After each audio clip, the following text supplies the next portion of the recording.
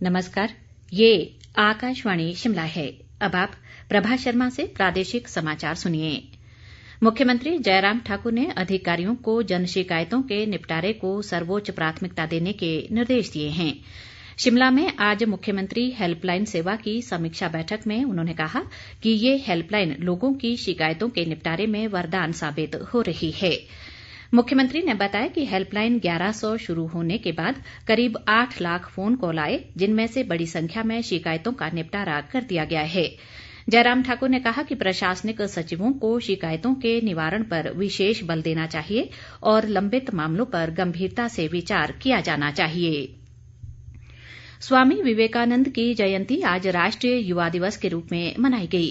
दूसरे राष्ट्रीय युवा संसद महोत्सव के समापन समारोह को आज वीडियो कॉन्फ्रेंस के जरिए संबोधित करते हुए प्रधानमंत्री नरेंद्र मोदी ने कहा कि नौजवानों को देश का भाग्य लिखने के लिए आगे आना चाहिए। उन्होंने कहा कि हमारे युवाओं के कंधों पर देश के भविष्य के निर्माण के कार्य का नेतृत्व करने की जिम्मेदारी है। स्वामी विवेकानंद का जिक्र करते हुए प्रधानमंत्री ने कहा कि स्वामी जी ने हमेशा नौजवानों की शारीरिक और मानसिक दोनों ही क्षमताओं के विकास पर जोर दिया। उन्होंने कहा कि स्वामी विवेकानंद के उपदेशों से प्रेरित होकर सरकार भारतीय नौजवानों की मानसिक और शारीरिक क्षमताओं के विकास पर विशेष रूप से ध्यान दे रही है। उच्चतम न्यायालय ने 3 नए कृषि कानूनों के अमल पर रोक लगा दी है।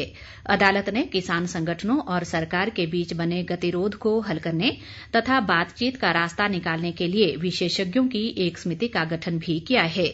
मुख्य न्यायाधीश S.A. बोबड़े की अध्यक्षता वाली पीठ ने कहा कि जो लोग इस गतिरोध को दूर करने के लिए वास्तव में इच्छुक हैं, वे समिति के समक्ष अवश्य उपस्थित होंगे। केंद्र सरकार ने देश के विभिन्न भागों में कोविड-19 की वैक्सीन पहुंचाने का काम शुरू कर दिया है। नागरिक उड्डयन मंत्री हरदीप सिंह पुरी ने कहा है कि आज नागरिक उड्डयन क्षेत्र में एक और बड़ा अभियान शुरू हुआ है। उन्होंने कहा कि कोरोना टीकों को ले जाने के लिए पहली 2 खेप स्पाइस जेट और गो एयर द्वारा पुणे से दिल्ली और चेन्नई के लिए रवाना की गईं। पुणे से टीकों की 56.5 लाख खुराक को लेकर आज air India, spice jet, Go Air और इंडिगो की 9 उड़ानें देश के 13 शहरों के लिए रवाना की गईं। प्रदेश भाजपा अध्यक्ष सुरेश कश्यप ने कहा है कि नगर निकाय चुनावों में सरकार का कोई हस्तक्षेप नहीं है और कांग्रेस पार्टी इसे लेकर तथ्यहीन बयानबाजी कर रही है।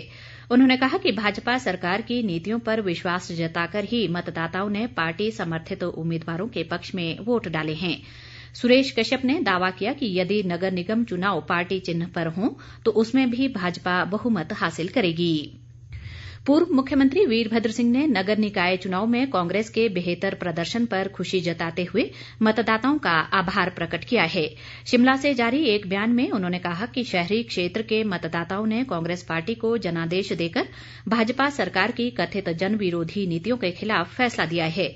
वीरभद्र सिंह ने कहा कि सुन्नी, रोहडू, रामपुर और अर्की सहित अनेक स्थानों पर कांग्रेस समर्थित प्रत्याशियों को भारी बहुमत मिला है।